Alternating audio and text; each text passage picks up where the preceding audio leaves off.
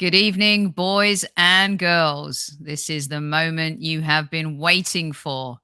Reunited, and it feels so good. Funky Friday always sends me tunes on a Friday. You better be tuned in and ready. Grab your popcorn, people. It's the last edition of this season's Kevin Says.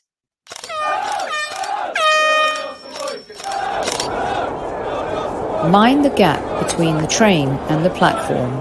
Please stand clear of the discussion doors. The next stop is Highbury Squad.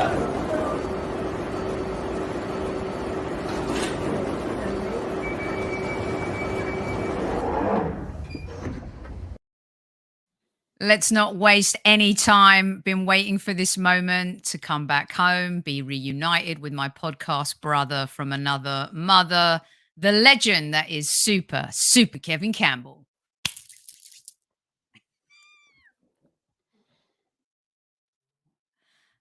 Squaddies, the final Kev says, I hope you're ready. At ease, squaddies.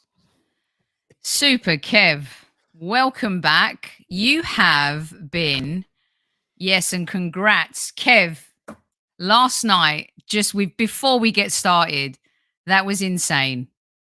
How did you cope? I mean, that was insane. I know you've been in that position before with the most amazing, greatest escape, but tell me about that. Yeah, but you know what, Sophie? This is what I've got to say. It was the manner of it. I mean, just imagine 2 down at half time. They've had an opportunity, obviously, against Brentford, which they having a man sent off killed them, and then a man sent off later. But that killed them. But you've got 11 men on the pitch and you're 2-0 down at home at half time, so. And then to come back in that manner. Incredible. And you know what? They're not celebrating like they've won. They're celebrating through relief. Oh, yeah. You know what I mean? So, I mean, I'm seeing a lot of people coming on social media about why are they celebrating? They're celebrating to stay up because they've been in such a difficult situation. So they've been in, and many question Frank Lampard. Let's be honest.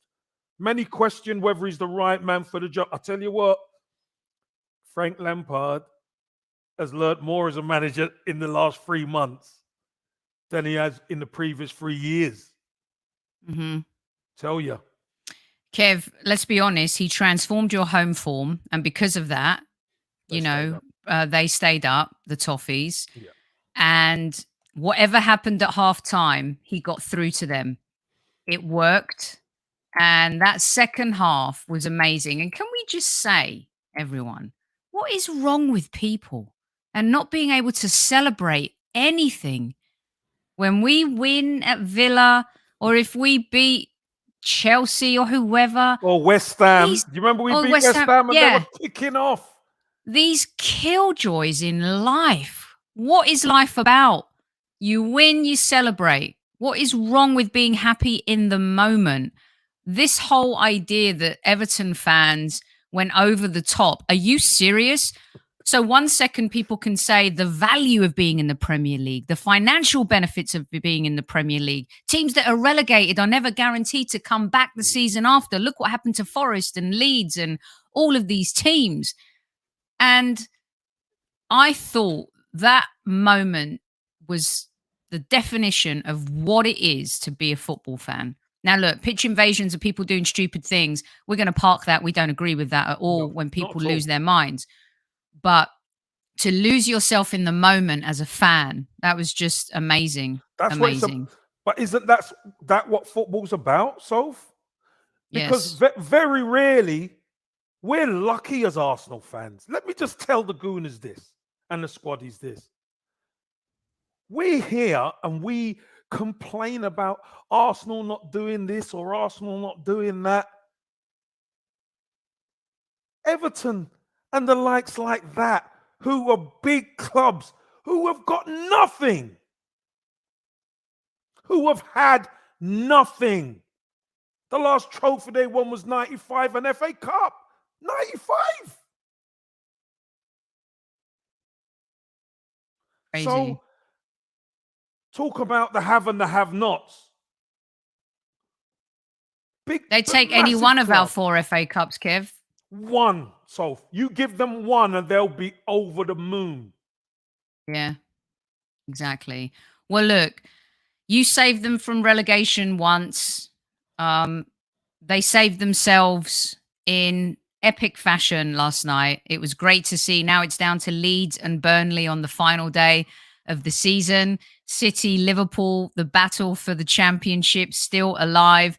And of course, the Champions League spot is still alive too. I think we're going to get to that, Kev, but there's this. Can I just tell you something? So. God, Kev. Well, Paddy Power like to do adverts, right? You wait and see till you see the advert that's coming. Did you do one with them, or have they done one? Was I involved? You 100%. I was involved. 100%. But you wait until you see it. You're gonna laugh. Oh my God, I can't wait. When's it going out? It'll be out probably the week of the Champions League final. Oh my God, brilliant. I can't wait to see it. Mr. J, there's no divided loyalties on Sunday for Super Kev. Now the toffees are safe. Divided loyalties, Mr. J. No way. No. Yeah. Arsenal need to win this. And I've said it all along. I hope Everton don't need to go to the Emirates and get anything, because they're not going to get anything at the Emirates. That's what I've said all along. They needed to take care of business, and they did, so that's good. Yeah, definitely. And I also was saying to my nephew who's here, by the way, Kev, it's a Tottenham fan. So I come home from a 36-hour journey and I'm greeted. All right, he made me ribs, which were delicious. Okay, marinated them beautifully. Least he could do. Yeah. Least he could do. And Tony had pre-warned me. She goes, "You better be aware that Alex is wearing his Tottenham pajamas." And I'm like, "How old is he?" And he's like, "It's Colin Firth, right, in fever pitch. He's wearing his Tottenham pajamas. Bless him." I'd also just been in his house in Cyprus, and he has one of those massive arcade machines that is skinned with the Ajax win in the semi-final of the Champions League and this dare-to-do bullshit. Okay? It's skinned in that. Yeah, he skinned the whole thing. Is there any trophies on it? And then at one point I was like, do I eat the ribs or not? Is this a lasagna gate part 2 for me coming home, right? So luckily he's leaving before Sunday. So I don't have to sit here and put up with it. And by the way, I may get into his room tonight and burn that shit. I'm just saying, might not be me, but it might be someone who knows me. It's got to be kidnapped. 100%. Yeah. I don't even know where I started with the story, Kev, or where I was going. But that's what's happening here. We got a bit of catching up to do. Your nephew, get him out. Oh, God. Yeah. And you know what, though? To be fair to Alex, he's like, Soph, it is not over. He goes, I'm not saying I'm feeling 100% confident. And this is where we're going with it now. I remember I was saying on last night's show, the Al Michaels USA Russia 1980 ice hockey game. Do you believe in miracles? Right. And he said it would be typical of us to do what we do, beat City, lose to Burnley, lose to Brighton, lose to Southampton, spank you in the North London derby, win the next game, go to Norwich, don't win. So but they have to lose. That's the problem. They have to lose. I know. That's the difference. They could go there and draw. That's the difference. Yeah. I want Pookie time, Sophie. It's not pie time, it's Pookie time. It's Pookie pie time. Pookie time. I need some Pookie time. But hey, listen, whatever will be, eh? It will. So there might be a bonfire at mine tonight. So whoever needs to keep warm, come. Danny D, I allowed you to stay last night. I'm telling you now, if you don't pipe it, you'll be out. All right? We're very respectful Spurs and Chelsea and Liverpool and Leicester fans that come in our room. Don't give it the large. You'll be gone in a second. All right? It's not over till the fat referee blows the whistle. And even then, you should be finishing above us with Harry Kane and Son, the greatest partnership in the history of the Premier League. Antonio Conte, the greatest manager in the history of the world. We, the youngest team in the Premier League, overachieving. We'll get to that. Right. Super Kevin Campbell is back. It's Kevin Says. There's 200 of you in live chat right now. You know what to do. Don't let Tammy Steels, our chief like officer, have to give it to you on the last episode of Kevin Says this season. Here we go. Put your shades on because you might be blinded by the style of this legend. Let's roll. Sophie, squaddies, this is the final Kev Says of the season. So, salute ya and at ease, squaddies, and let's get into question number 1. Right. Question 1 is, in your opinion, not somebody else's, in your opinion, why are we not one win away from the Champions League? In your opinion. So I've asked the question in a different way. In your opinion, why are we not one win away from Champions League football? Question number 1. So I like this question, Kev. And for me, it was very, very simple. All right, squaddies. So get your answers in right now, and I will put them all up on the screen here. For me, Kev, January. When I've seen what Newcastle United have done to survive relegation, and when I've seen what Tottenham have done after Antonio Conte threw his toys out the pram and cried after Burnley said, I don't know what I'm going to do. I don't know. But this is not good. This is not good. They go get 2 players that change their fortunes and enhance even Harry Kane and Son. For me, it is January. That is where we lost it. I was all for getting rid of Aubameyang, but we said on this show many times, you've got to replace him, bring someone in who can score goals. We know that Tierney's injury prone. There were opportunities for us to do bits, but we stuck to our game plan and our strategy that we set forth in the summer instead of throwing the kitchen sink at the improbable situation we found ourselves in. So let's get to the squaddies' response because Super Kev is going to respond at the end, as you know. 5th is not progress, says K. Marlon. Lucas looking dapper. I mean, seriously. Sheesh. The attire from Jean Rene. Mark says it's Arteta. Archangel says it's Kroenke. Let's go back. I don't know if it's Kroenke. I don't know if Kroenke's responsible for us on this occasion. His fault? Did we push enough? Did Arteta and Adu push the owners enough for January? Did they accept what was happening? Kev, how much can a manager and a director of football push the owners? At the end of the day, if they're saying no, who do you think said the no, we're going to stick to our guns? Is it the owners? Is it Adu? Is it Mikel?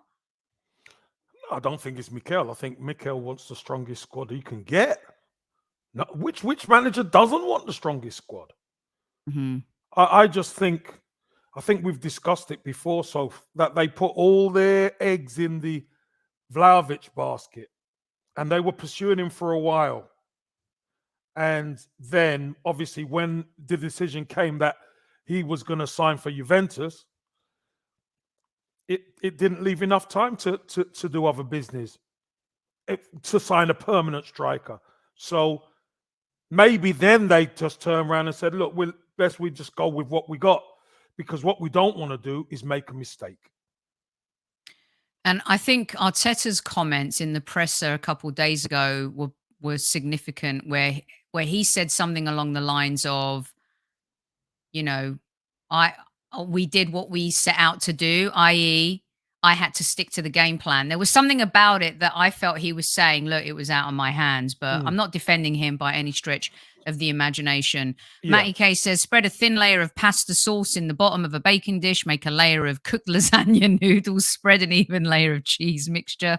And lastly, add 18 years of trophy cabinet dust. We love that, Matty K, and we love you as well. Arteta first, Adu and Stan second, says Harry.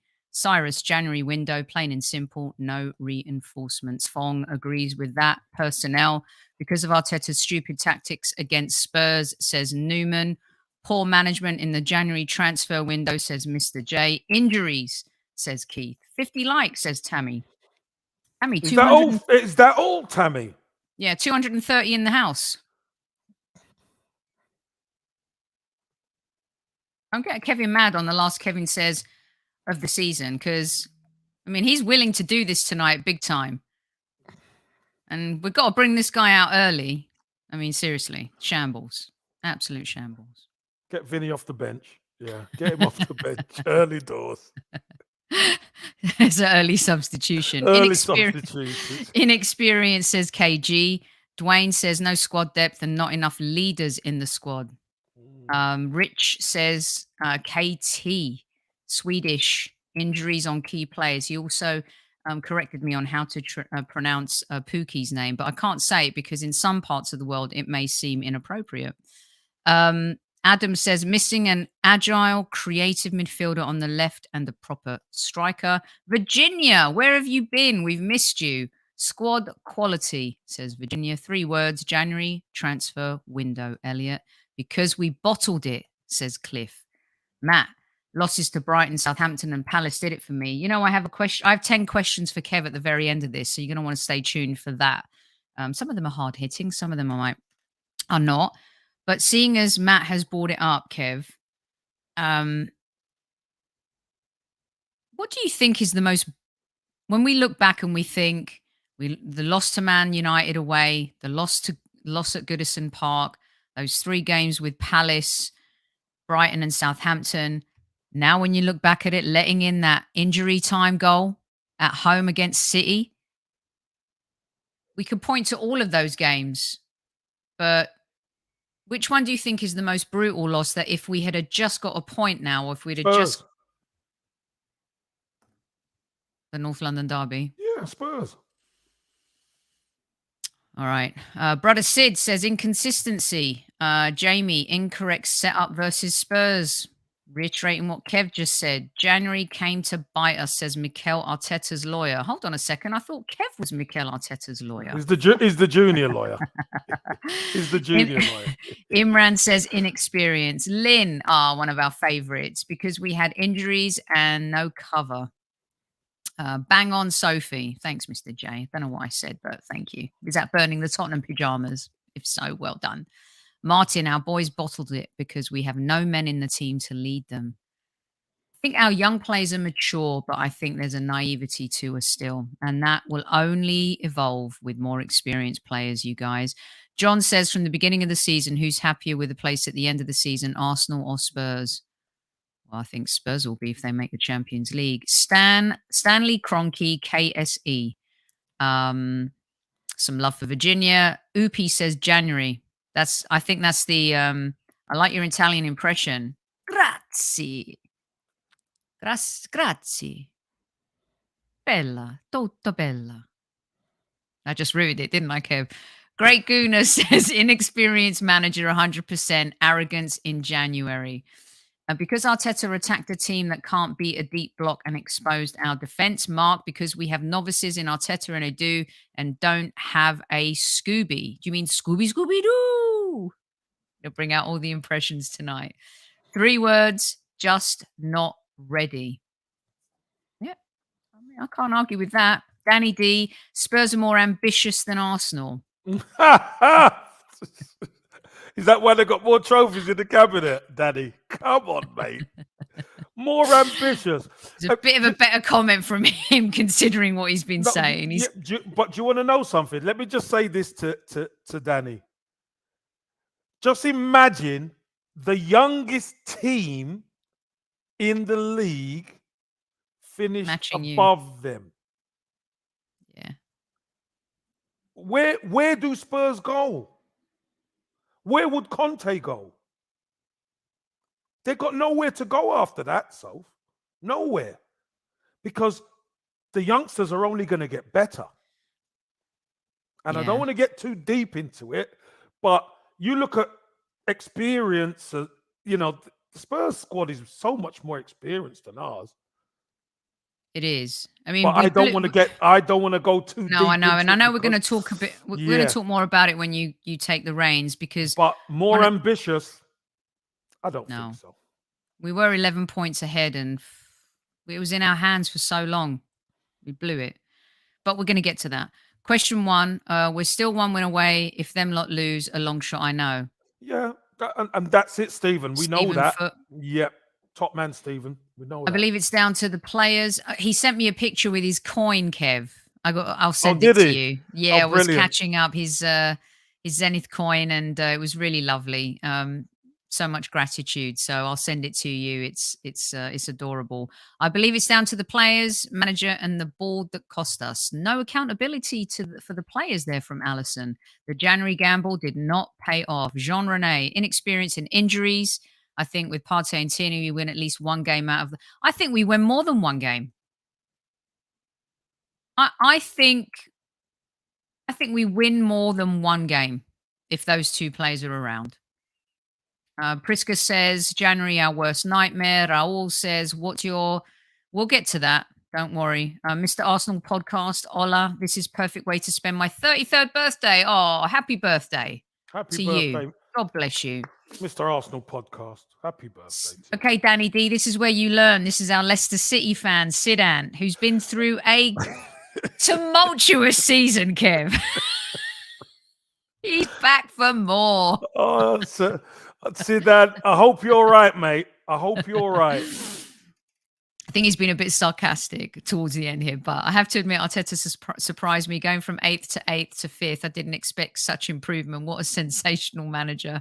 You should definitely give more praise. I mean, like to your Brendan Rodgers, who's lauded left, right, and centre. Couldn't cope with having injuries this season. I mean, we finished above you. Oh, Sidan. Oh, Sidan.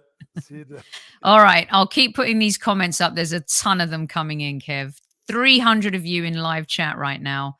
Please Tammy, do hit. How tell many them. likes? Please.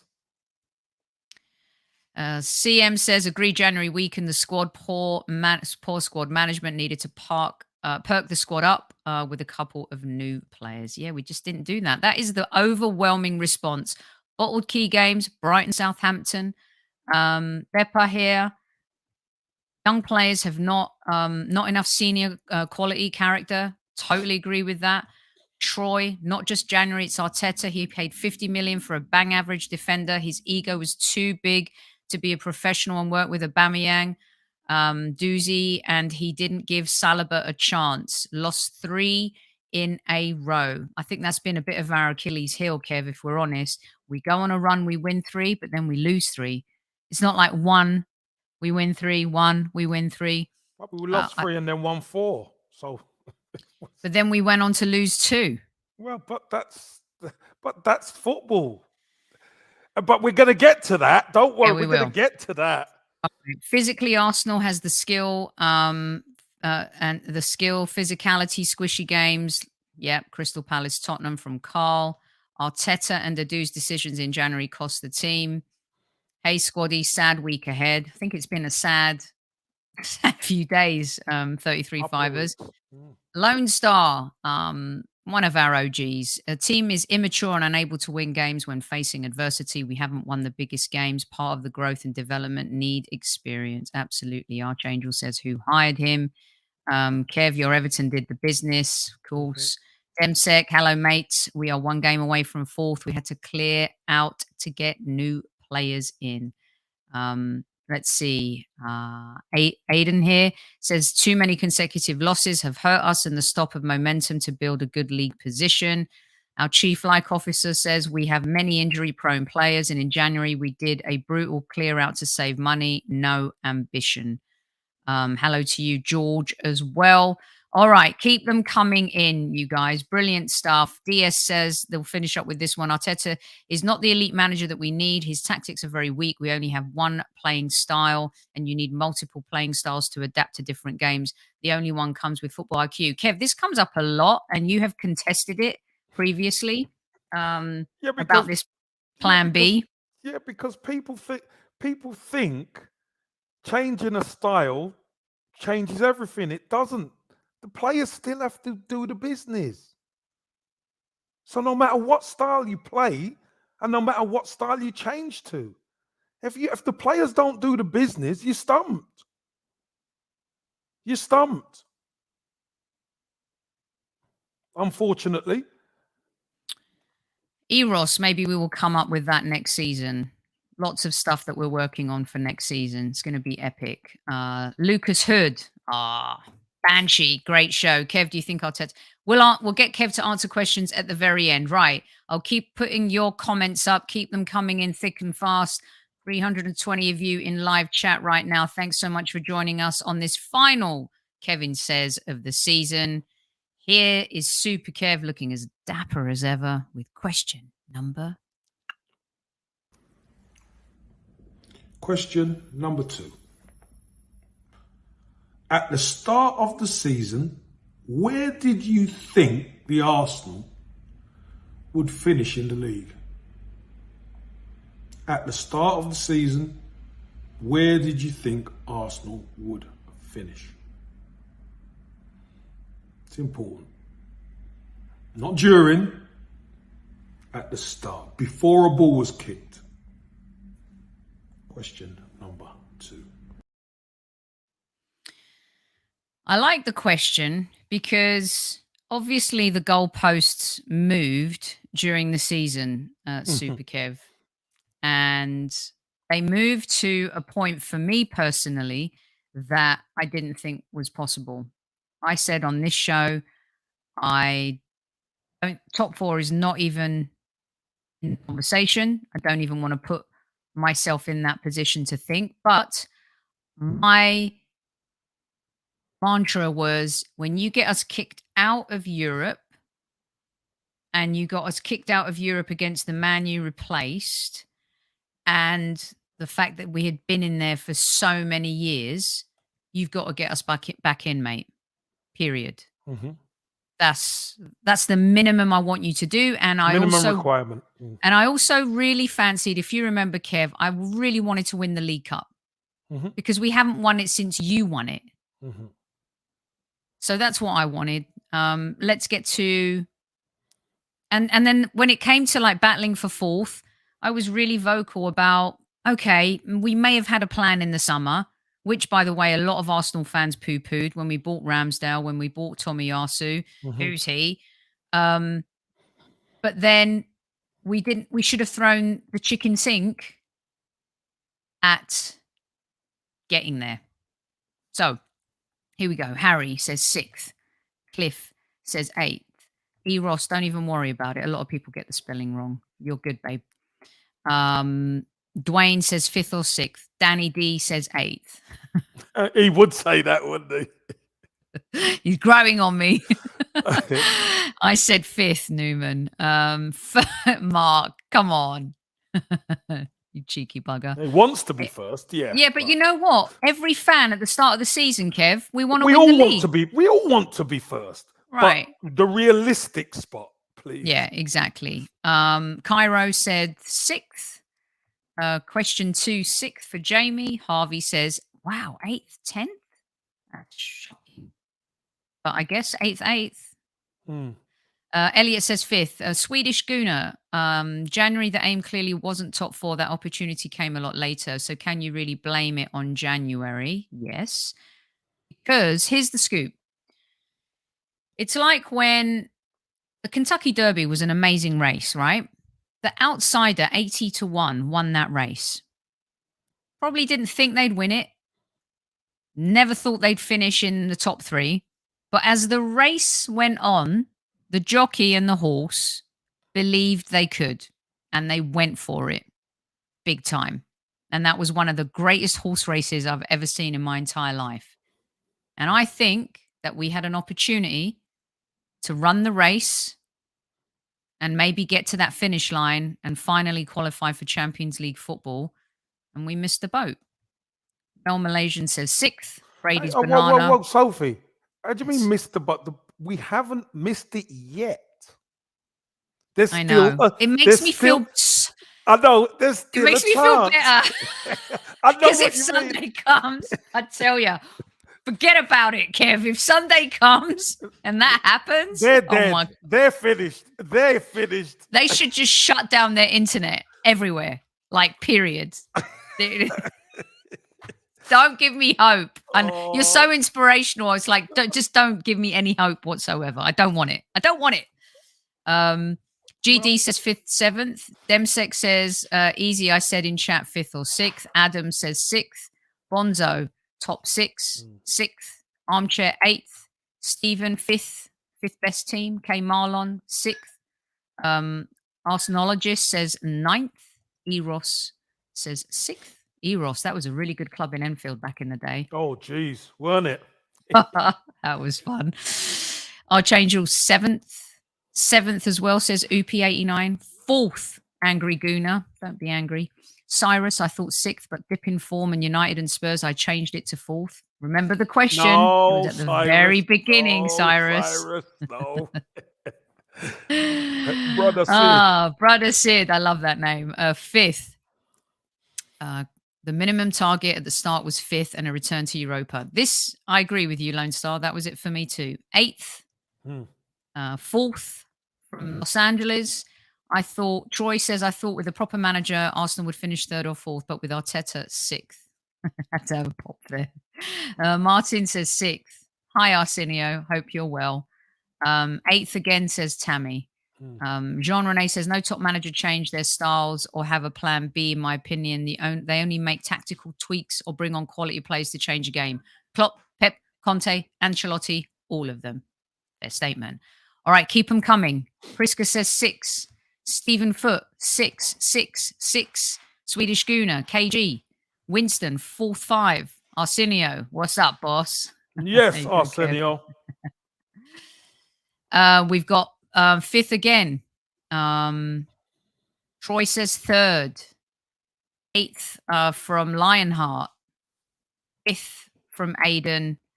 I know he did make me laugh. I kind of hate it in a way. Let's see. How do you pronounce that, Kev? Desalin? Desalin says 4th. Desalin. Yeah. Mr. Miyagi, Danielson, says 6. All right, 4th says Mo.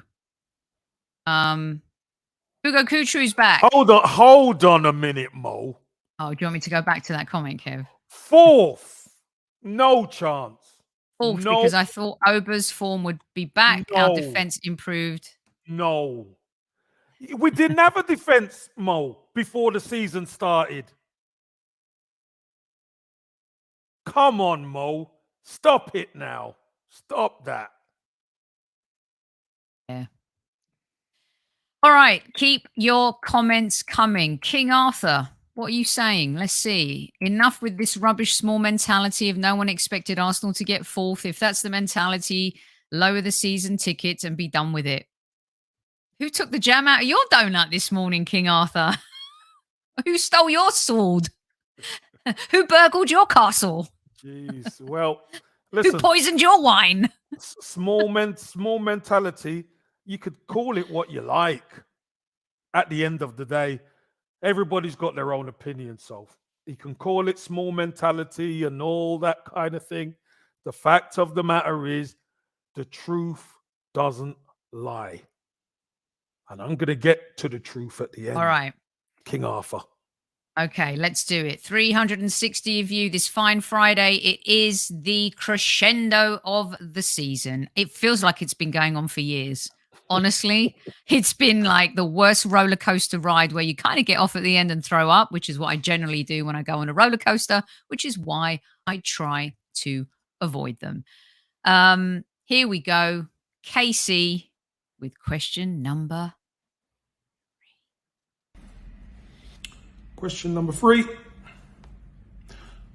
Whatever happens on Sunday, whatever happens, are you positive or are you negative moving forward to next season? Are you positive or are you negative? And if you are positive or negative, obviously, put down a couple of points. Why? Why are you negative? Why are you positive? That's question number 3. And I'm not doing the recap anymore, like I keep saying. We've been on this long enough. If you come in late, too bad. We should know what's what now. And please, Sophie got home very safe and well, and she's back with Tony, Vinny, and Vespa. So, last Kev says of the season should be a corker. Some good questions there, people. And remember, tell your loved ones you love them. Tell people you care for you that you care for them, etc., etc. Do not, I repeat, do not ignore it. It is that important. So, squaddies and Sophie, I love you and I care for you all. Whether we agree or disagree is irrelevant to me. We could have a Barney, we could have a broke your neck, but that's all right. You can come beat me on here like some of you do. That's all right. Because we're a family and we stick together.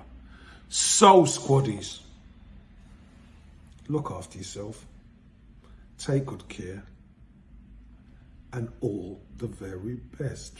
Remember, Super Kev loves you, cares for you, and if you get out of line, I broke up your blouse. See.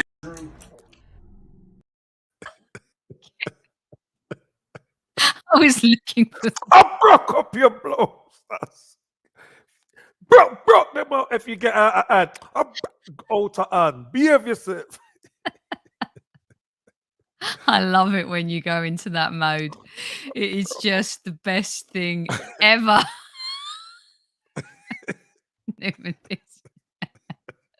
Newman Casey's gone mad.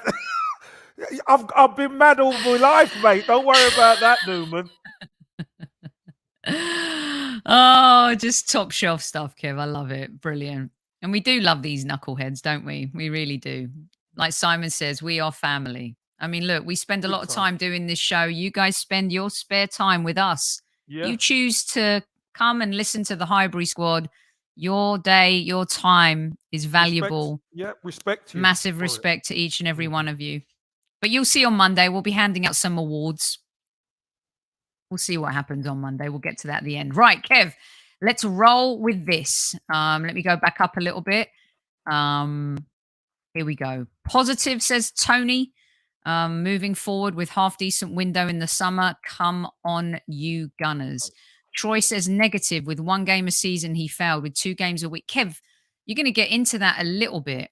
Yeah. That's what worries me, but do you want to save that one for the end a little bit? Yeah, I'll save that to the end because it's kind of all going to come together. All of it's going to come together at the end. MK says, hey, MK, we haven't got to Saliba yet. I've got that question for Kev at the end of the show. MK, positive, because we've got Europa at least, but Arteta needs a proper transfer budget to address depth to keep me positive. I think that is a fair question. I'm positive you're on a negative arc. I mean, he's getting funnier. Let me just say, don't like it, but whatever. Okay, here we go with some more from, wow, the wind just took the door. Roll says, last Thursday we were 4 points ahead. Now it's dead bottom line. If an Arsenal bottled it, just like how Tottenham do in previous years. Brother says positive because we'll reinforce this summer. Jason says positive, but only if we have a good window. Mm-hmm. Hugh says, I'm negative because I think Arteta's not going to win us a trophy or get us into the Champions League. Well, he's won one already. Won a trophy, Hugh. What are you talking about? Harvey says, I also think he won that trophy with Emery's sloppy seconds, but we've talked about that. But that just tells you, that should tell you something. Emery couldn't do it, and Arteta did. What does he was fired before he had the chance to. No, but what does that tell you about Emery then? He got us to Europa League final, but we got spanked. Win, Sophie. That's a fact. This is why all these problems are here now, because we don't win. Yeah, when it matters. Everything. We're a good cup team. That's what we've been. We've been a good cup team. Yeah, but what I'm saying is Arteta won it, an FA Cup, as you said, with Emery's players, and Emery couldn't do it. Why couldn't he do it? Well, because he was fired before he could finish the project. Sophie. Right. I'm going to move on. Sophie. Harvey, no, it's true, Kev. Who knows? He could have won it. He got He them never. that far. He never. He lost the dressing room. There was dissension. The fans were all over. He him. wasn't Come on. supported the same way, but we'll park that conversation. Sophie. He wasn't. Oh, He wanted Sophie. Zaha and he got Pepe. Oh, Sophie. Well, He why wanted didn't he players, leave he then? didn't get them. Why didn't he walk then? Because he wasn't given the same No, backing no, as Arteta. But that's not what I'm asking. If you're a manager, if you're running something and you do not get what you need, you can leave. Why would he do that? He was being paid but why handsomely. He wouldn't was he? managing the Arsenal. So, but why wouldn't he? Why complain about it then? I don't think he complained about much until he was way at that's- Villarreal. Yeah, but that's still complaining.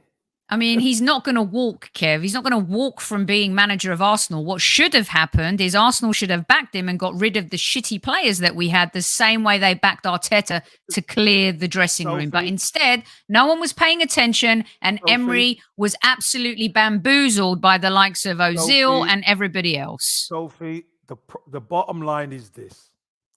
Emery is an experienced manager and he needed to take charge of that dressing room. And he didn't. That's the bottom line. That is it. Ozil was running rings around him. But he wasn't backed. There's a difference between Ozil ran rings around him. He ran rings around Wenger. He never turned up to training. Rings around him. They all ran rings. And it needed to be put in. They needed to be put in their place. It's that and simple. what happened was, okay, that Arteta was given the power to remove the toxicity. Emery was never given the power to remove the toxicity. And he was never given the players that he wanted. Arteta is kind of like, there's the guy that goes into the corporate, I've seen it. Some dude comes in to Fox or Sony Pictures and they get the executive vice president job. And it's like, where's this dude been? Just gets the big job. Oh, just looks good, toes the corporate line, does what they want. You know what? He's not gonna upset the cart. They'll support him because you know why? He'll do what they want. There's a little bit of that going on with the Arteta regime era. But Sophie, the issue is chapter, should I say? Let's hope it's not an era if he carries on like this. Sophie, the issue is Emery is an experienced manager. Is my point. Not in England. He hasn't been around the game in England. It doesn't Arteta matter. has. Of course it matters. It doesn't matter. How do you mean, of course it matters? What do you mean? We've talked about before how we wanted... If you're an experienced manager, so are you saying to me then, Sophie, that let's say Arsenal got Ancelotti. You're saying because Ancelotti, let's say he hadn't managed in England, because Ancelotti's come to Arsenal and he's not managed in England, he won't have the power. No, I don't think so. I think he would. I just think it was a different set of rules for Arteta than it was for Emery. And Emery proved himself, like perhaps the league position for Villarreal in La Liga is not as superior as his prowess in European Cup competitions. But the only, final that he's lost that he's been in is with us. Mm. And I just think that it's very evident to see, right, that at the time, Ozil was still had his claws in the club. They were still enamored with the fact that he was selling shirts, that he had this profile internationally, that he was able to have this reach. The same thing with Aubameyang, right? There were these things that were happening. But let's be fair to Emery. Saka got his chance under Emery. He brought a lot of players into the squad. He didn't do everything he did was not awful. He did do some good things as well. I'm not saying that Emery's a bad manager, Sophie. What I'm saying is he never got hold of that dressing room. Well, because at the time, okay, so very much so. Let's be fair. Look at Manchester United, right? Sir Alex Ferguson leaves. David Moyes, chosen by Sir Alex Ferguson. What a terrible to inherit that position. Emery and Moyes. How hard to follow two of the best managers in the history of the Premier League and football. What a task to take on. Players used to a certain style, culture. They're institutionalized in how they train, what they do, everything. And look at Man United. They've gone through how many managers? And who's to say that we may not go through the same? We may go through this. We may do the same. We don't know. We may have to, although Arsenal tend to not do that as much. No, exactly. But we may have to. We may have to, Sophie. We may have to. But my point is, Emery is very experienced. Very experienced. He's a damn good manager. But he never got hold of that dressing room. And never forget this as well, Soph. He dropped Ozil out of the squad. And Emery did. Emery started that. No, Emery went against Ozil. Yeah. No, but that's what I'm saying. He went against Ozil and put him out the squad. And don't forget, Sophie, at the end, he bloody brought him back in. Desperation. Yeah, maybe it is. But if you're that manager, that's what getting hold of the dressing room does. If you're going to do that to Ozil, you've got to cut him out. And he did, and he tried, and he was the one that stood up to Ozil first. Because he brought him back. He did. He brought him back because he got desperate. That's why. Yeah, and because you know why? Because he wasn't getting the support that he needed. But anyway, but that's the point, Soph. He never got a grip of that dressing room.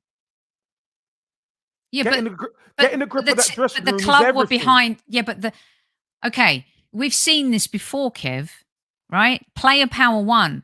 They were more behind Ozil than they were Emery. That's how it came to be. Sophie, hold on a minute.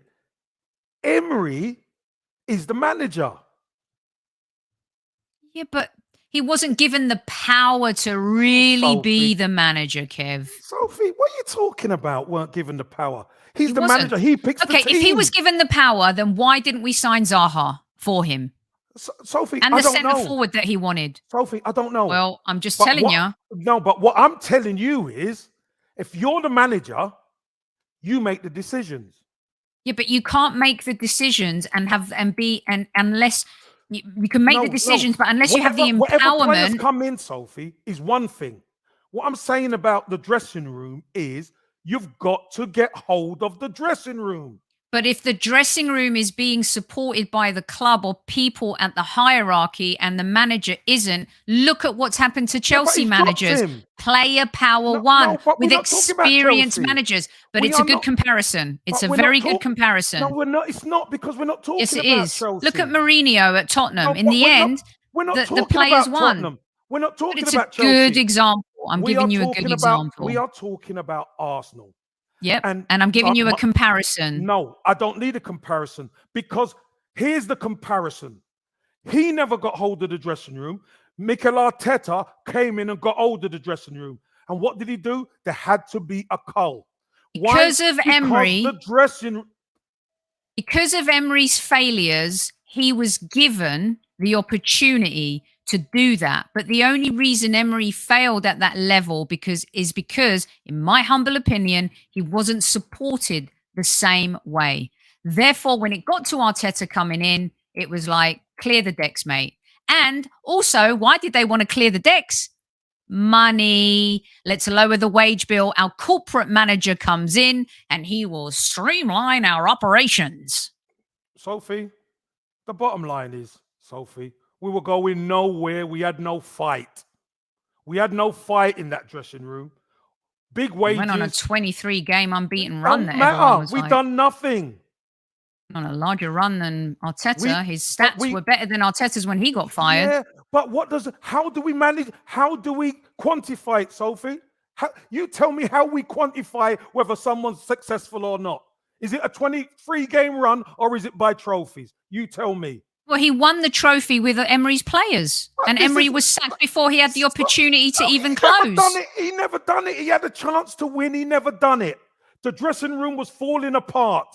Xhaka was doing all that. Because he inherited Wenger's mess. And Arteta's the one benefiting. That's what you have to do. That's how you get the job. Yeah. Right. Why don't we get... Good evening, everyone. Welcome. Evening, everyone. Everyone's like, We're Soph and back. Kev are back.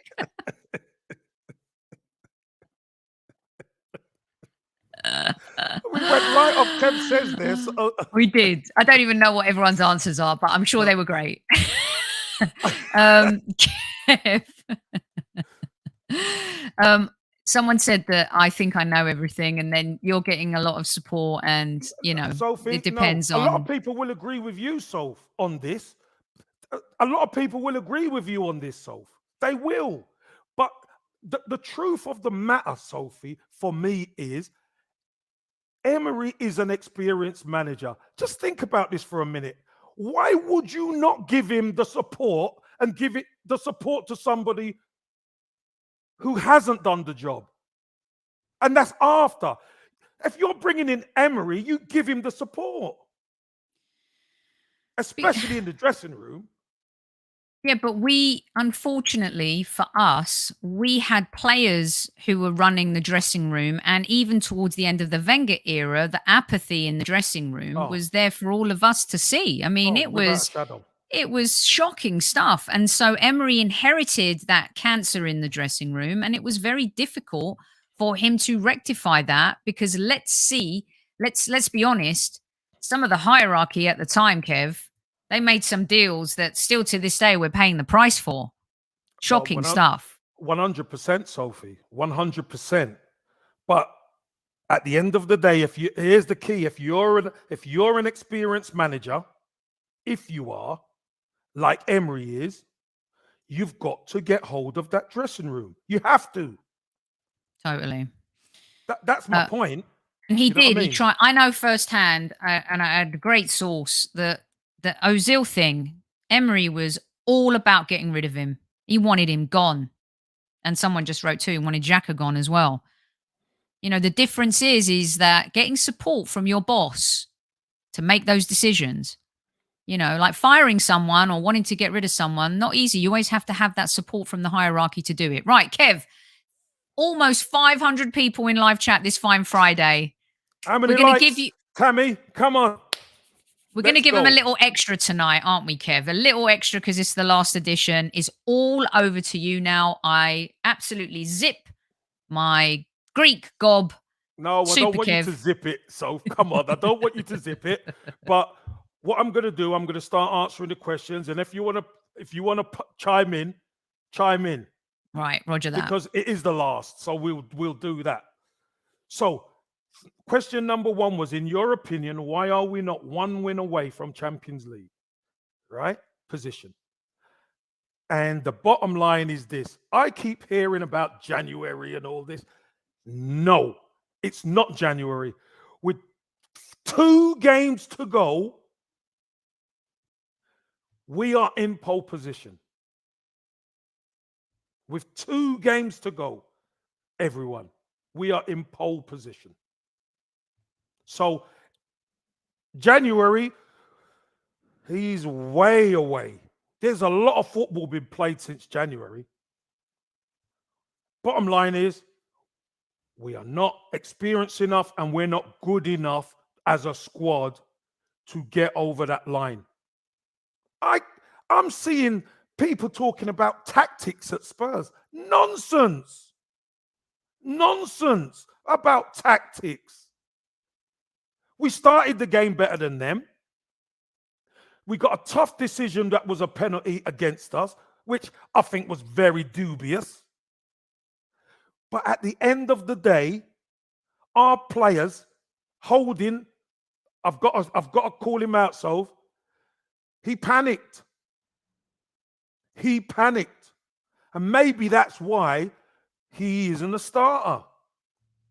Maybe that's why he can come in and do a job for 1 or 2 games. But when the light shine brightest,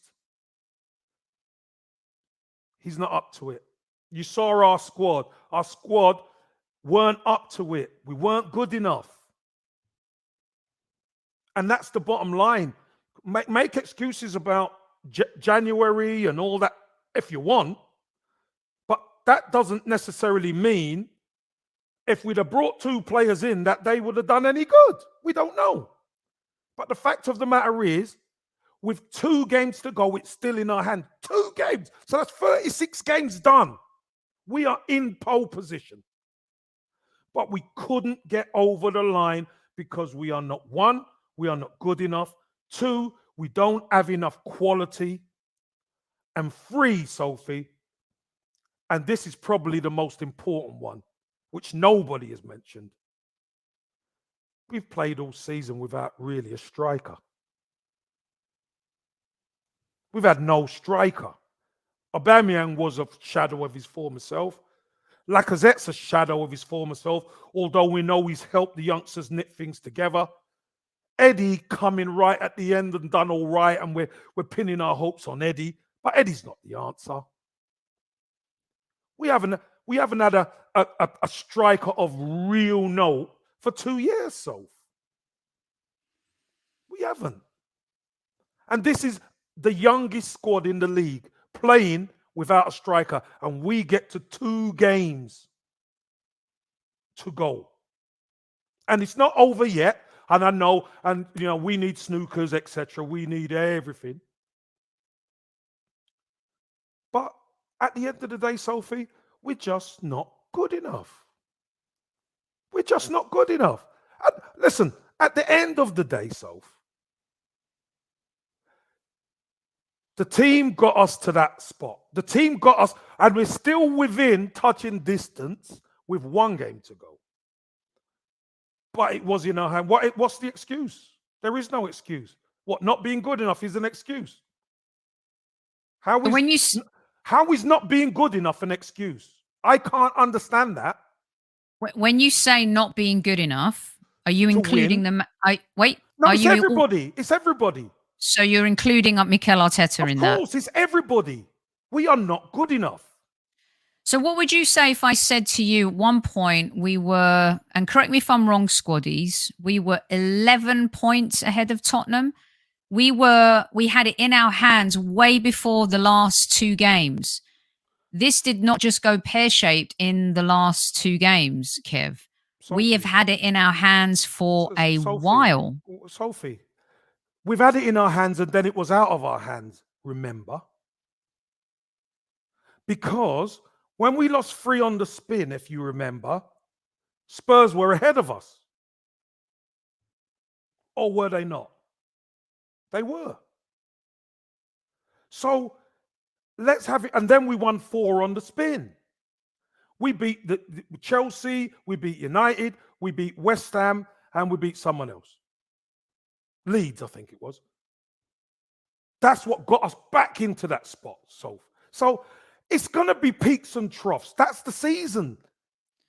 So what if I asked you if you feel like there were certain games, especially the Xhaka at left back and leaving Sambi in no man's land in midfield, and then after the red card at Tottenham, that Mikel mismanaged the game and at least mismanaged what game? Sorry, what game? To the North London derby. He mismanaged the North London derby. Well, bringing on Ben White, who really wasn't. Well, he didn't bring him on.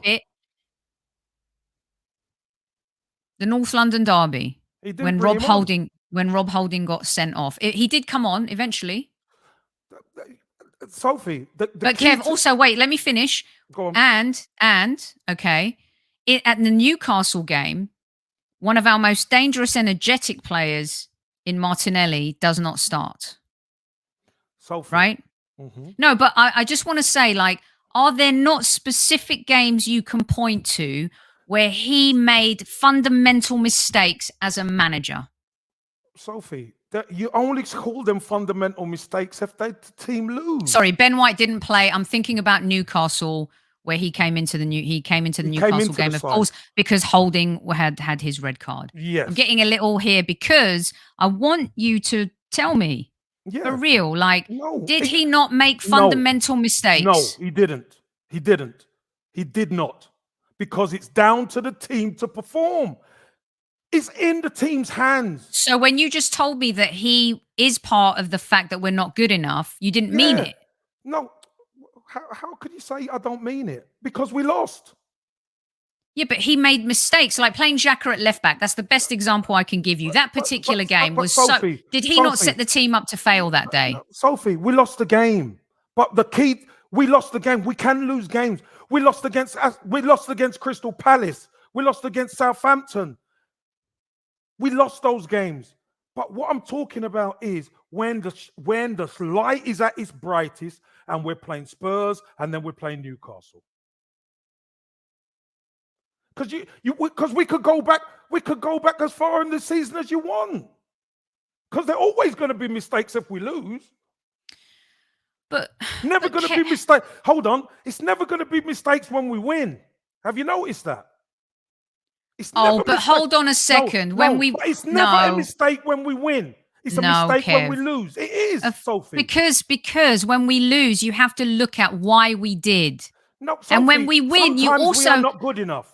I think he's gotten a lot of credit for some of the wins this season. He got a lot of credit for the City game. He got a lot of credit for the Chelsea. A lot of flack as well. Let's balance it out. It's not just. Well, you're not being balanced here. Sorry, Kev. No, we are, because I'm saying it's not been good enough. That's from the manager to the players to the football club. It's not been good enough.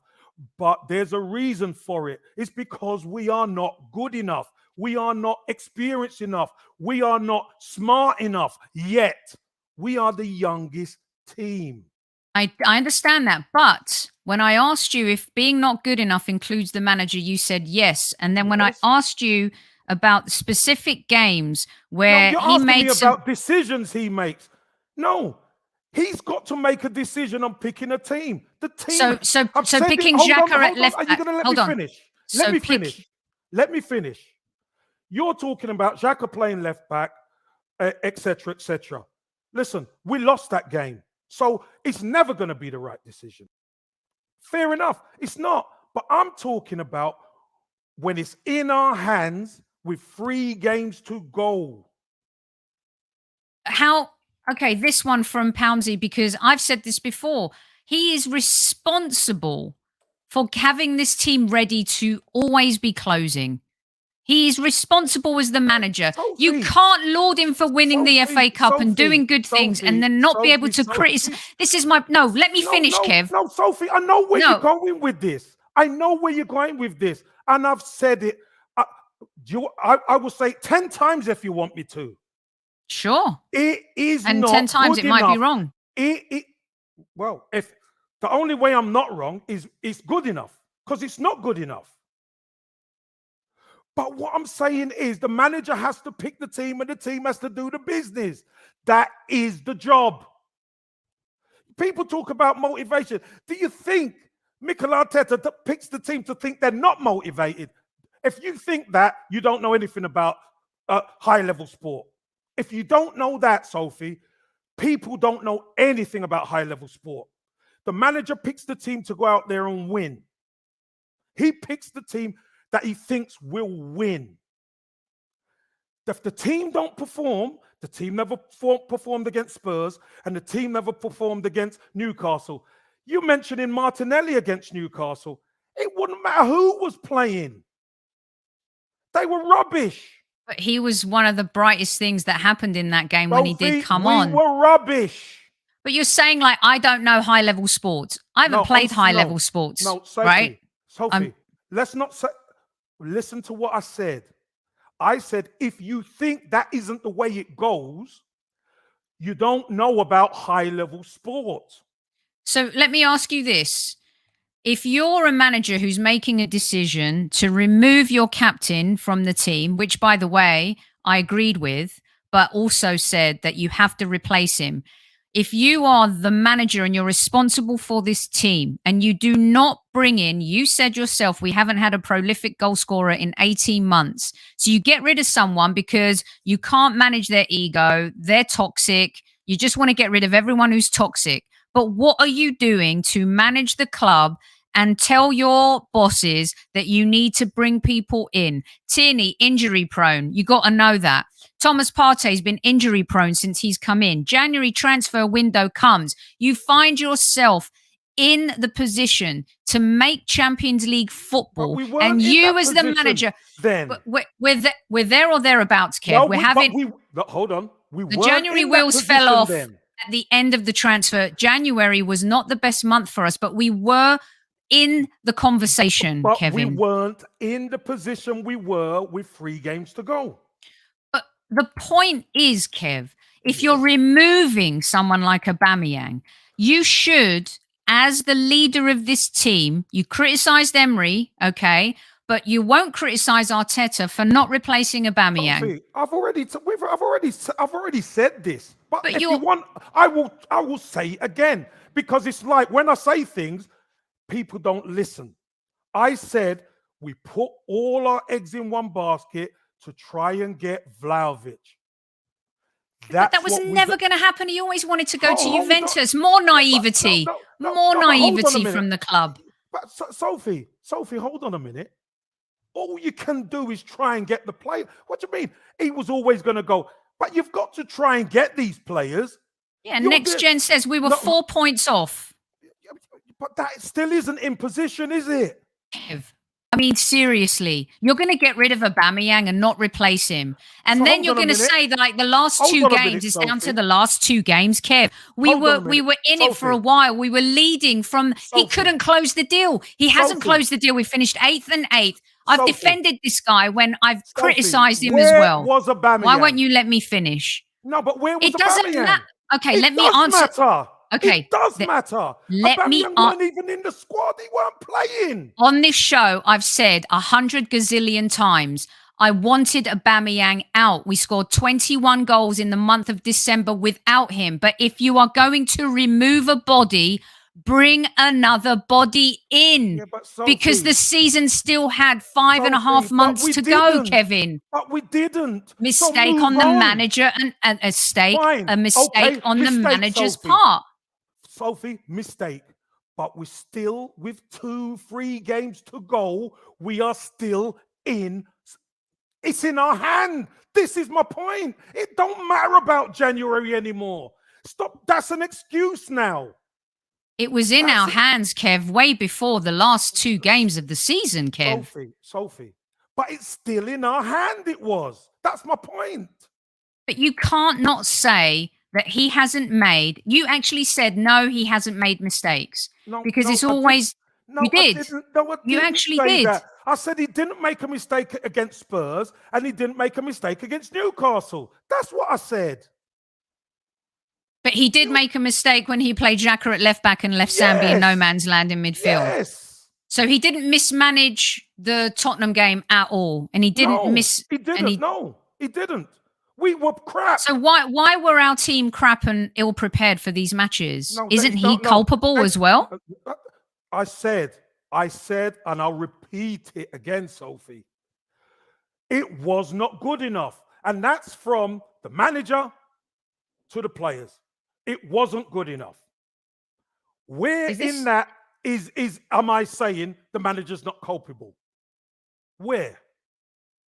Well, but I know that this is what I do know, Sophie. And this is why I'm on the show. I'm on here because at the end of the day, when it's in your hands, the team have to perform. And we didn't. Don't blame this one didn't play and that one didn't play. No, it's irrelevant. The team's supposed to turn up. And Sophie, we haven't turned up in the last 2 games. We've been appalling. And also, I know you're only just answering your first question here, so hang tight, kids. We will get to question number 2. Is that from Arteta to Edu and the owners, they left us with a very thin squad and they didn't have the reinforcements needed to have options B and C.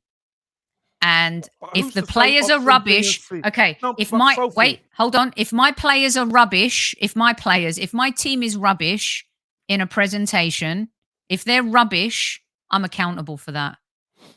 They should have been better prepared. Maybe No, it's not, Sophie. It's not like a presentation that you're doing. You are playing against somebody else. You're playing against other. Well, I'm playing Bro, against Warner Brothers for box office that accounts for billions of dollars in the budget. No, it's not the same. It's not the same. It is not the same. Trust me, it's not. You are playing a game against another team who prepare like you. Well, no, clearly they prepared better than us, Newcastle, that week. Eddie Howe outcoached Arteta, and his team were better prepared. His team played better than us. That's it. That's it. His team played better than us.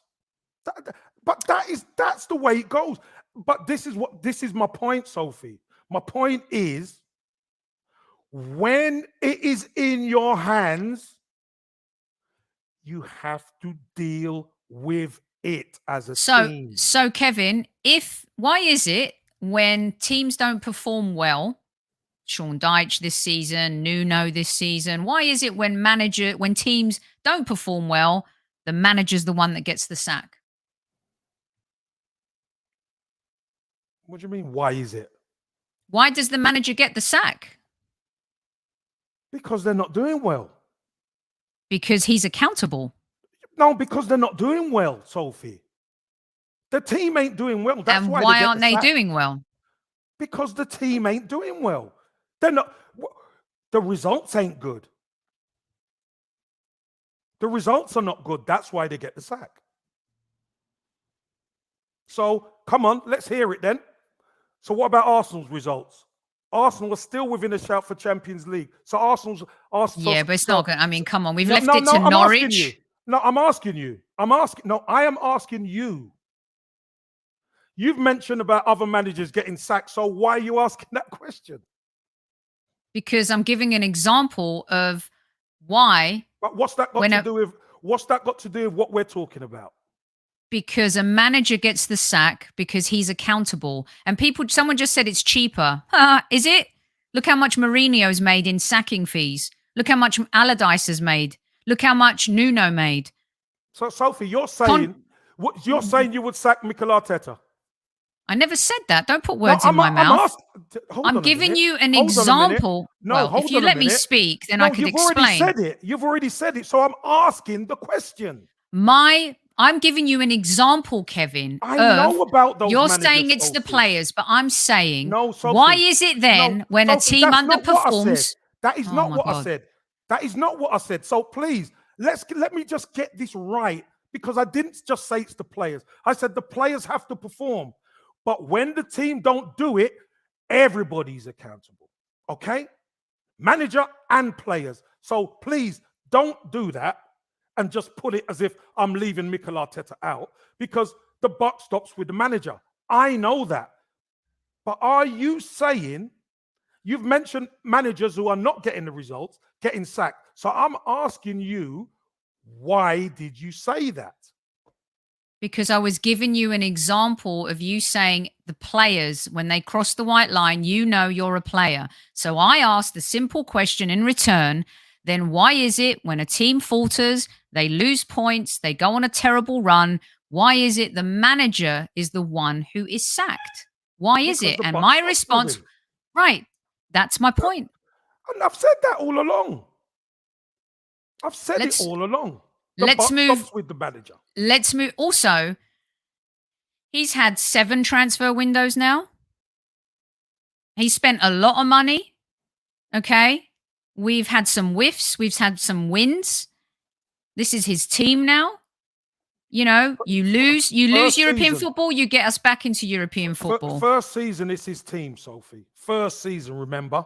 This was the prove it year, remember? Right, and all I'm saying is that he takes a lot of praise. He has to be accountable. And in January, when we had the opportunity, when we were only 4 points off a Champions League spot, they decided not to roll the dice and throw the kitchen sink at finishing in a Champions League spot.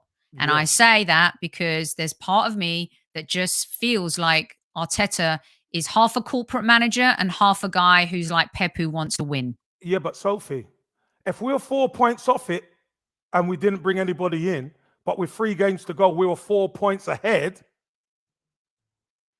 The point is we should have... What I say to what do you say to that then? So what I say to you that, can't all of a sudden blame January then. If we're you 4 and I points ahead. both blame January that it could come to I bite said us we in the could have. arse. No, we could have brought players in, but we didn't. So we have to move on. But We you can't said keep going. No, Sophie, we can't keep going back to that now. why not? It's a fundamental issue of the season. I will go But back it's to it gone. many times. But it's gone. And we're Then ahead. everything's gone, but we have to talk about it as to But why. it's gone. We're ahead. It's in our hand. It's January does nothing it's not in for our us. hand now, Kevin. It's out of our hands. I said January does nothing for us when we have 3 games to go and we're 4 points ahead. January means nothing. January means nothing to us. That's my point. I rest my case, Alex. Thank you very much. Perfect January example. means nothing. And Gamaris, Hold on, that's not what you said him. on previous shows, Kev. You said January could come back to bite us in the arse. Yeah, it could, but it didn't, Sophie. It has. Can I finish? Can I finish, please? With Maybe. 3 games to go, it hadn't. That's why I'm saying we can't go back to that now. It isn't because of January why we're not 1 win away from the Champions League. You said earlier in the show too that we haven't had a prolific goal scorer. You said 2 years. I say 18 months. So in January we could have addressed that, Kev. No, we tried, but we couldn't get him. No, that was not a realistic target. Vlahovic was always going to Juventus. Sophie, it's not realistic to you. Why? Because that's your opinion. Do you want to answer your second question? No, we might as well go for 2 hours today. We're heading that way. I know we're heading. But look, for me, again, why we're not 1 win away from the Champions League, I'll repeat it. We are not good enough yet. Regardless, with the manager, the players, we are not good enough yet. We are not. And we could talk about January, and we could talk about this player never played. No. It don't matter who plays. We haven't been good enough in the last 2 games, which is why we're behind. We need snookers going into the last game of the season. Anyway, question 2. At the start of the season, where did you think Arsenal would finish? I think we done a show, Soph, at the start of the season, predicting where we thought Arsenal would finish. I thought Arsenal would finish, I think I said 5th this season. I want us to finish 4th, obviously. When you've got the opportunity to go better, you've got to take it. You've got to take it. But we just haven't been good enough. We just haven't been good enough to take it. So, 5th. If we finish 5th and we're back in Europe, Sophie, is it the end of the world? No, it's not the end of the world. It isn't the end of the world. And if at the start of the season we'd have said to many people, we finished 5th, a lot of people would have taken it. A lot of people would have taken it. Yeah, we were in a position to do better. Of course. And could we have done with Champions League? Of course we could have. It would have been special. And there's an outside chance. But I don't see, we hope for Pookie time and all that, but we're clutching at straws. Let's be honest. We are clutching at straws. But finishing 5th isn't the end of the world. And in the bigger picture, we have to strengthen properly. We have to strengthen properly. Because where will top players go, Kev? If you can go play for Conte and have Champions League football at Tottenham, or you can have Europa League football and play for Mikel Arteta, where are you going if you're a top player? It all depends, Soph. It all depends where you play and if you're going to play. If you're going to play, that's what it's about. It's about playing. Because just going somewhere to sit down on the bench, no. No. People talk about Champions League football, yeah, but a lot of our players were signed with no Champions League football. So Arsenal is still a draw. But this summer, we got to get it right. And we got to get experience in. We got to get it in. I think the landscape's a bit different now with Europa League football. We were fortunate to sign Aubameyang and Thomas Partey and Tierney and Lacazette and Gabriel with Europa League football. But I'm not sure that time is the same now. I think, of course, we see our club as still a big club. We're just not doing good things in the Premier League and in Europe. You know, we're a bigger club than Manchester City, but they're doing much bigger things than us on the global stage. That's a fact. So with the competitiveness now and the wages that a Newcastle can offer, look, let's be honest. We would have loved Bruno Guimaraes, but he chose Newcastle, which was at the time looking like a relegated team. But he chose them. Why? Why did he choose them? He chose a relegation battle. He chose money. Exactly. So that's we're not the club that's gonna do that. But and the project. But what about our project? Our project is supposed to be exciting. But that's how we've got our players. Yeah, but it's not a Jesus type of player, Kev. Ramsdale and White and Tommy Tomiyasu are not Gabriel Jesus or Gundogan or Guimaraes, Kev. They're just not. Sophie, Thomas Partey came to us with no Champions League football. So don't talk about... That's one player. What are you talking about? Gabriel at the back came. No Champions League football. But I'm talking about on the world stage, Thomas Partey, yes, he's comparable to those players. Yeah, but like success-wise. Yeah, but what I'm saying is, Sophie, we're only going to find out in the summer is if these players come. And if they want... Listen, Arsenal is still a draw. We are. But the difficulty comes is who else is in the running. Newcastle, Tottenham. But we'll see. We're going to see. And that's what's going to determine where these players go. Money talks in the modern day game. Money talks. And we are not going to be the club. People were celebrating how we reduced our wage bill in January. Instead of being in a situation where we're like, we need to build back better, to steal a phrase from Joe Biden. That won't happen until the summer. That won't happen until summer. Unfortunately, that won't. I think that Champions League football gave us that extra edge because there's a major difference between signing for a manager. And look, I hate them just like everybody else, but there's a big difference between having a manager like Conte saying, come play with me, who has Champions League football, and us having Europa League football with Arteta. Wenger was able to lure players because he was Arsene Wenger. Emery had the pedigree in Europe. People believed that he could win the Europa League.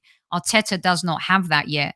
And so for those reasons, missing out on Champions League football is a detriment to our recruitment.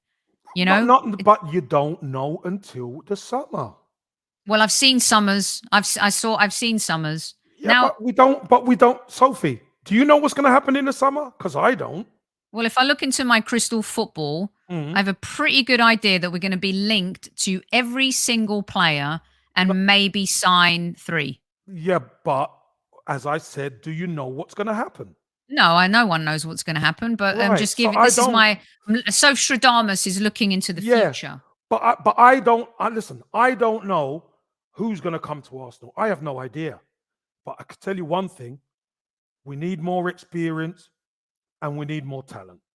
We need players with big game experience. That's what we need. That's what we need. What question are we on? We're on number 3 now, Soph. Whatever happens on Sunday, are you positive moving forward? And we kind of touched on it there. I am, Soph, to be honest. I am positive moving forward. Because whether we like it or not, yeah, we might miss out because we weren't good enough. But you start adding better players to our squad, all of a sudden, we are a lot more equipped for those the brightest moments. because that's all we can be. That's all we can do is add the players to make us stronger. That's all we can do now. Because talent for talent, these youngsters have been incredible for us this season. They have. And they've had their ups and downs. So, of course, they are, because they're young players. But they've kept us in it right till the end. And yeah, we do need snookers. But they've kept us in it right to the end. Now, we start adding key pieces around that to add to that, we are a lot stronger. A lot stronger. And I know one of your questions is William Saliba, isn't it? Yes, it is, considering Right. he won Young Player of the Player. Year. Is Hey, that an good. embarrassment now to us? How is it an embarrassment? That he How? could have played against Tottenham and Newcastle and... But he couldn't because he was on loan. Right, but Again, we're talking he could have had stuff he could have had No, that but we're season for talking- us. No, but we don't know we would have had that season. We don't know. He was playing week in, week out over there. Arsenal Well, just and a went lot of with- Arsenal fans think he could have been playing week in, week out for us. But he wasn't, because remember, Ben White and Gabriel formed a great partnership at the centre half. So Well, because he wasn't there. no, it's not because he wasn't there, because he was sent on loan to get experience. That's what he was sent on loan to do, to play. That's what he was sent on loan to do. And listen, what he's proved is he's an excellent defender, Soph. That's what he's proved. He's an excellent young player who we welcome back with open arms for next season. He's not coming back. Sorry? He's not coming back. He Wants to stay at Marseille. How is he? What are you talking about? How is he not coming back? He's Arsenal player. I don't see him playing. Oh, yeah. I mean, there's Bellerin's coming back, but he won't play again for Arsenal, will he? I mean, Torreira's on loan. Bellerin and Saliba are two different. So, Bellerin's had his time at Arsenal. Saliba hasn't. He's not kicked a ball yet. It's different for me. I just think Saliba has a big future. Big. Well, obviously, he's Young Player of the Year in Liga. He's had another great loan spell, and he's got 2 years left on his contract. He hasn't kicked a ball for Arsenal maybe once. And, he fancies himself maybe staying in France. Now, whether or not... It's not happening. Do you think that Mikel Arteta wants to eliminate all of the Emery signings? I don't think he wants to eliminate anybody who's decent. No. No, I don't. I don't think he wants to eliminate all of the Emery signings, but I think some of the signings haven't been proven to be committed to Arsenal. Yeah. No, I'm not playing devil's advocate. I actually believe all this stuff I'm saying. There you go. There's an answer. Kev, I'd like to read the statement. Have you answered all of your questions? Yeah, I've answered. Yeah. Okay. Right. Here we go. I want to read this. Mikel Arteta made a statement before the presser, and he said this, everyone. Are you ready? It's been a long journey and a very challenging one this season, but I think we've come a long way as a club. As a team, I think we've transformed the energy, vibe, and expectation of this club again, and we have done it together.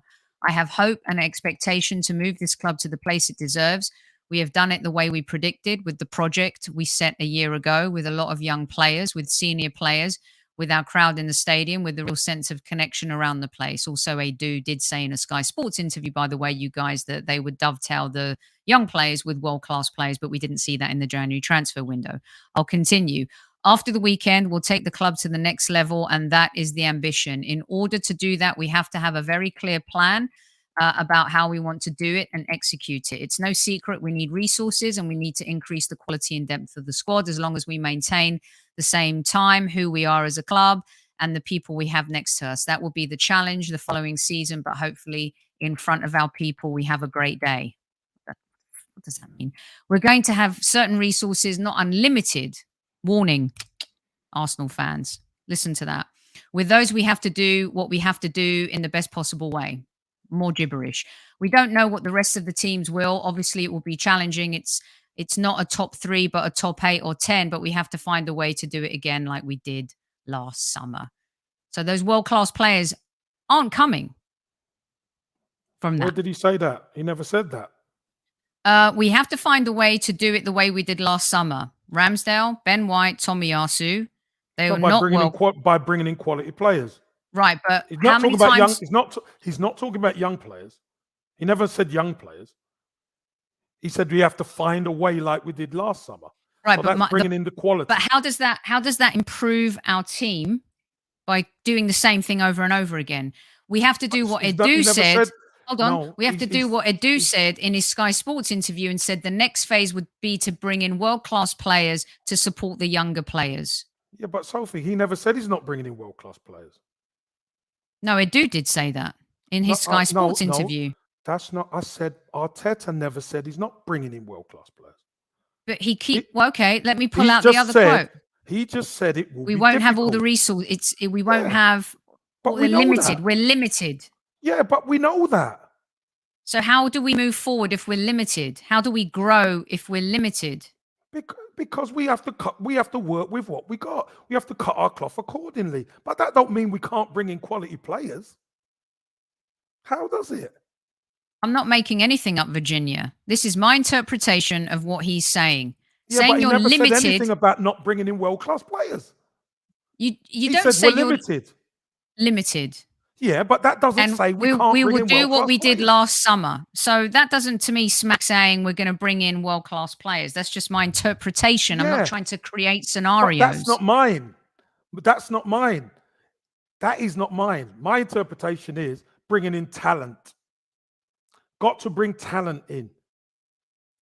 Now, again, whatever, I don't know what's going to happen, but Sophie, bringing in young players is not going to cut it. No, it's not. And he knows that. Okay. I've got some questions for you. We're going for it here. We interpret things differently. That's what's beautiful about our show. That's what's beautiful about football. Some people agreeing with Kev and some not. 150 million last summer. Yes, but how many players did we bring in? Do you spend 80 million on a player? You know? Do you go get a striker who's worth 80 million? Because 80 million on a striker could mean 20 goals. 20 goals from our striker this season would mean that we are in the Champions League. Our record this season is 21-3-13, 66 points. Our home record is 12-2-4. Our away record 9-1-9, 28 points away from home. Our top scorer is Bukayo Saka with 11 goals, then Emile Smith-Rowe with 10. I know we're all in love with Gabriel Martinelli, but I think he scored 5. Odegaard 6. Gabriel, our defender, has 4.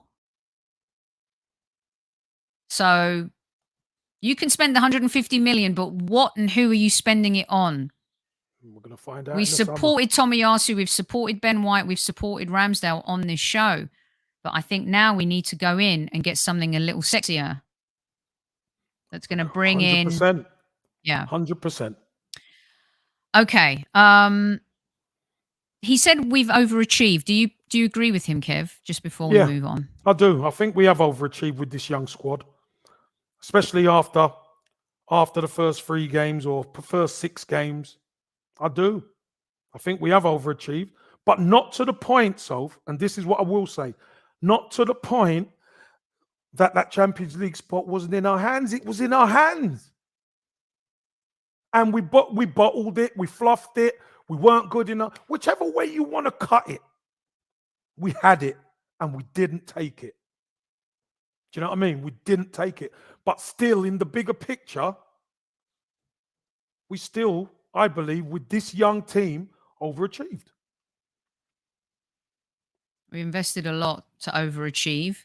But I think the overachievement is what was the goal at the beginning of the season.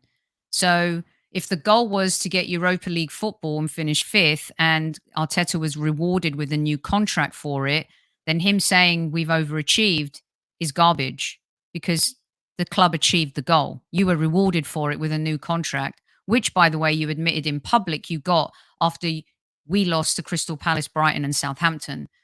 So to say we've overachieved, we were overachieved maybe competing for Champions League football, but to say we've overachieved in general is not consistent with what the club and he have said was the goal. And they rewarded him for the goal that he met. So, right. I've got some questions for Kev before we go. They're quick fire. All right. Martinelli getting the number 11 shirt, Kev. What do you think about that? I like it. I like it. He's a year wiser. He's a year more mature, and he's played. Many people came at me and said, Arteta don't like him. He won't play as many games, but he's played a lot of games. He has played a lot of games, and I like it. The fact of the matter is, he's going to feature probably more next season. I'd like to see him with a proper striker. Him, Saka, Smith Rowe, Odegaard, and all this with a proper number 9 up there. You think Jesus and he, with the Brazilian connection, could be? Listen, I think Jesus is an underrated player. So I really do. I think he's really good. Okay. Let's see. Did we get too cocky? Did our confidence turn into cockiness, Kev? And is that being young? No, I don't think it did. I think we saw moments, particularly from Ramsdale, the goalkeeper. But I don't think so. I think this is quite a humble team. They like working with each other. I truly believe that. But again, at the end of the day, we just wasn't good enough when it mattered. In those games where we could have been over the line, we didn't handle the bright lights when it's at its hottest. Yeah, I understand that. A few people saying the number 11 shirt is cursed. Well, it was worn by Torreira, Ozil, Carlos Vela, Robin Van Persie for a bit. So, and Andre Santos, by the way, people. So make of that what you wish. Kev. Okay, a lot of people have asked this, right? Mm-hmm. Do you like the new kit? Listen, I do. I like the new kit. I do like the new kit. I do. I dig it. I like it. I do. I like the collars. Listen, I've played with kits with collars and kits without. It's what's in it that counts. It's what's in it that counts. I do like the kit though. I think if we played football on the pitch the same way we market merchandise, we would win all the time. We'd go invincible every season, Super Kev. Who of the squaddies don't like the kit? I'd like to know that. There's a few. Newman thinks it's vile. The collar, Matata says it's terrible. Martin says it looks classy. Next Gen says it's horrible. It's awful. That home kit is garbage. It's you know what? I don't know, like the collar. Who was it who said yesterday? I think Magic said on the show that it's only Eric Cantona can wear, the collar and stuff like that. But I disagree. I think it appeals to women especially. It's very, We had a JVC. Did Righty used to tuck it in? Yeah, he used to tuck it in. We had the JVC kit with the collars. Yeah, and Ian Wright used to like tucking his in. So the collar is not for everybody. I think we look pretty chic. Leah Williamson there rocking it. All right, Kev, here's another one for you real quick before we duck out. By the way, 570 of you in live chat this fine Friday. We're giving you a radio style show. It's almost 2 hours in. We're 20 minutes shy from 2 hours, but it is the last Kevin Says of the season. We've given you facts. We've given you fodder and fire this evening. You've had it all. All right. I did put this picture up, Kev. Miedemar says no to PSG. She says no to Barcelona. She says no to Lyon. She says no, no, no. I am signing for the Arsenal. Come on now. This is massive. Huge. Huge signing for the Arsenal. And good to see her put pen to paper. She's a wonderful player. Yeah, Absolutely wonderful player. So, she is. She's leave her alone. She's siding for the Arsenal. I like it. she's probably not going to win. She's probably going to lose out to Player of the Year to Sam Kerr. But Demian will be back next week. We're going to do an overview of the Arsenal women's season, and we're also going to look ahead to the women's Euros. The Highbury squad will be on deck to take you through the women's Euros. It's going to be an absolutely amazing competition. You won't want to miss that. So watch out for that as well. Super Kev, I have one more thing I'd like to address with you. When I was at the home games while I was in England, Mhm. especially after Manchester United, where Xhaka scored that great goal and the team kind of stuck together and grinded out a result. Amazing that they can do that.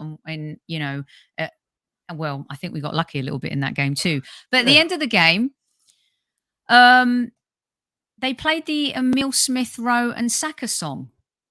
And I think we need to find a generic song, because if I'm Xhaka and I've scored that amazing goal, if I'm Eddie who's putting in a shift, if I'm the team, I'm thinking, well, hold on a second, this is a team sport. It's not just two Halen boys. Is it fair or foul on my part to think that they need to find a song that encapsulates the team and not just two players? I think that song does encapsulate the team, although those Halen boys do get the mention. I think the team actually like it because the crowd get involved. So I can't see Jack or anybody. Thank you, Tammy. Well done, everyone. I can't see Jack or anybody thinking, what about me? I think that song epitomizes this Arsenal right now. So I really do. I was thinking about it. I mentioned it yesterday on the show, but then when I saw Everton singing the Everton song, Mhm. and I saw your good friend Alan Myers post and stuff like that, and Neil's talking about good old Arsenal. We're proud to say the name. I mean, it just got me thinking. Like something like that, I think would be more appropriate. Yeah, you know what, Soph? I think tradition has changed at Arsenal. We used to be a very traditional club, Mm, Bank of England club, you know, belt and braces, Soph. Straight tie, blazer and flannels. Things have changed at the football club now. Even yeah, some of the old guard who used to work there are no longer there. So I think this is the shift into the new era. yeah. And, they're really going to hold these Halen boys, on a pedestal because let's be honest, they've been incredible for the team. So, Yeah. I've got to say, I'm I'm not a massive fan of. I love songs that the fans generate from the stands that happen organically, and it's not to say it's not a great song, but I think true anthems come from those moments. If fans are enjoying it, fantastic, wonderful. It's the same the Mikel Arteta song. It's come to bite us in the arse a little bit. Sing the Gabrielle Martinelli song a little bit. Sing Rambo. Sing about all the players. Like I found that they were just singing the Mikel Arteta song over and over again, and I just remember. I mean, the plethora of different tunes for players, but it seems like a bit too set on one or two. Kev. mm, yeah. And yeah, they could mix it up. So, of Yeah. course, they can. They could mix it up a bit better. But Yeah. again, this is a different era now, isn't it? I, Different era. I I hear you. I hear you. By the way, you guys, I'm not suggesting for a minute that we should play a song for Xhaka at the end of games. And a few of you have written about that, and that's not exactly what I was saying at all. I was just giving an example of if you've had an amazing game and the Saka and Emil Smith Rowe song comes on, what are you thinking as a player? So, right. I believe I've asked all of the questions. Before we do some closing here and we get some predictions for the weekend, of course, we've done it before, but we'll remind you of our prediction. Another Arsenal legend, Mr. Arsene Wenger, who walked this way, Matty K, very nice. Arsene Wenger, Tony Adams, the Invincibles, all up for grabs now. Just go to our friends at Football Prizes. It's only, I think, $3.95 or $2.95. Our ticker tape is actually hiding the price, but you know what to do. Congratulate Jags on his next victory, but go buy a ticket. It's for a good cause. And you could have, look at that, Tony Adams. You know, when your day's made, Kev, is when Tony Adams liked my post to him yesterday where I congratulated him. He's doing an amazing tour right now, spreading his good word and vibe. And, you know, when Tony Adams likes your comment, you could just put your feet up for the rest of the day. So, Sophie, your mate. it's lovely. It's respect, isn't it? It respects the nice words and stuff you put out. So, you know, it's always nice that big Top tone shelf. respects you. Top shelf. Xhaka's song. He's a maniac on the pitch. And sometimes he plays just like a. I'm not going to say it. Yeah, we know. Oh, God. He is a legend. Super Kevin Campbell. What a season of Kevin Says, Super Kev. It's been Sophie, amazing. Here's one for you and the squaddies. After the Newcastle game, Granit Xhaka came on TV. Yeah. And you heard what he said. Why don't people and players do what the manager says? Because the manager needs to be more forceful, or the players have wax in their ears? It's got to be wax, isn't it? It's got to be the players are doing their own thing, or the moment is too big for some of them. Because let's be honest, from minute 1 to minute 90 odd, we were never in the game, so Newcastle battered us. And again, no matter how you prepare, if you as a team go out there and you're not prepared to fight fire with fire, you're not going to win. So, you know, we're going to move on to obviously Everton. The relief of Everton is obvious. You know, they can play a bit freer, but I still think Arsenal are going to win the game. Last home game, I think we have to win this game, and we will win the game. So, I think it'll be pretty convincing as well. 3-1. Everton season's over. It finished after that euphoria last night. Agree. It was incredible. But I think our season, we've got to finish right just in case. And I think we will finish right. Had Everton not won last night, I would be a little more concerned about this match. We generally play well against Everton at home. Also, to respond to you with the Xhaka thing, I was fine with him saying that. I defended him on Sky Sports. I called out Gary Neville, who's called out Man United players for not being accountable, vocal, speaking up, being leaders in the dressing room. So you can't have it both ways, Gary Neville. And then when Xhaka does it, he has a goal. Yeah. Of course. And Arsenal are damned if they do, and they're damned if they don't. But the concern is that if they're not listening to the manager, that's, again, managers accountable and the players are accountable as well. That's a concern. Sophie, this is why I say that in the brightest moments when it really matters, the players, the manager picks the team, but the players have to go out there and do the business. If the players aren't doing what the manager wants, you got a problem. And that's why this summer is so important.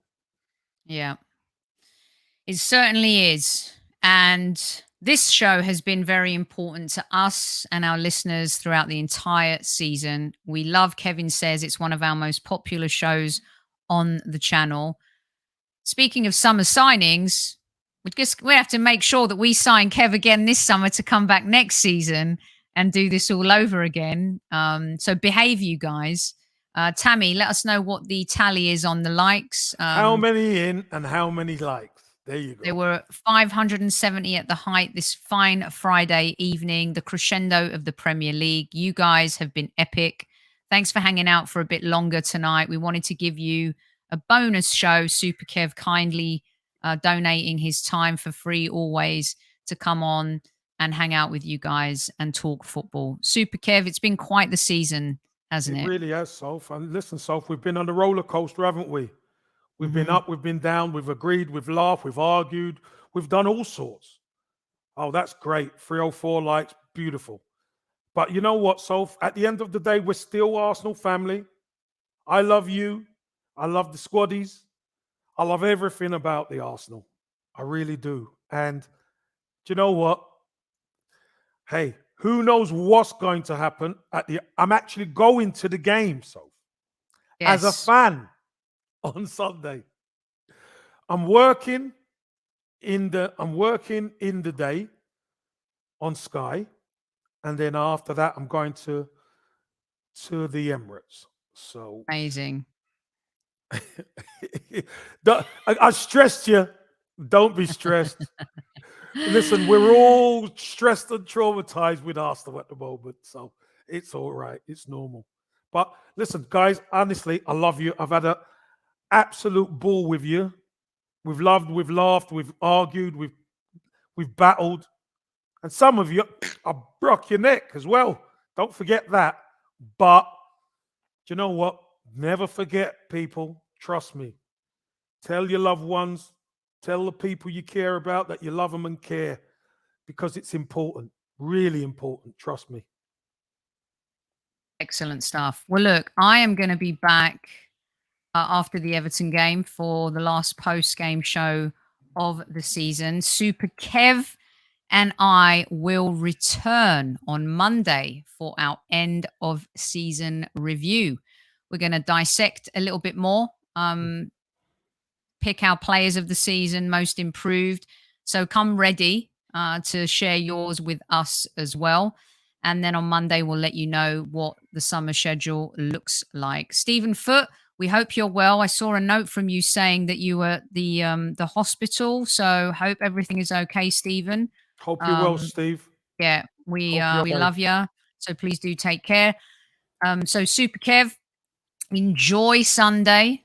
Let's hope there is a miracle. Okay, everyone. Do that thing with this where the English newspapers create like a prayer mat. You put your hands on it, you put your knees on it. Pray any which way you can to all the gods, the Greek ones too. Everybody. What we need is Pookie time, everybody. We do. Kev, take us out.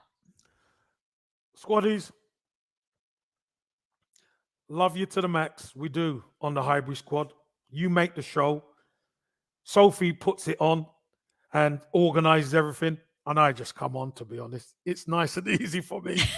But you know what? We really do appreciate you. We appreciate your time. Join Sophie on Sunday, and maybe you might get me for a couple of minutes after the game, just in case. I hope. So anyway, squaddies, look after yourself. Take good care. We love you. We care for you. And you know what, squaddies? For the last time on Kev Says, at ease, squaddies. At ease.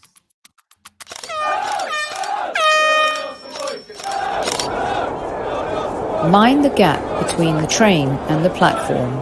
Please stand clear of the discussion doors. The next stop is Highbury Squad.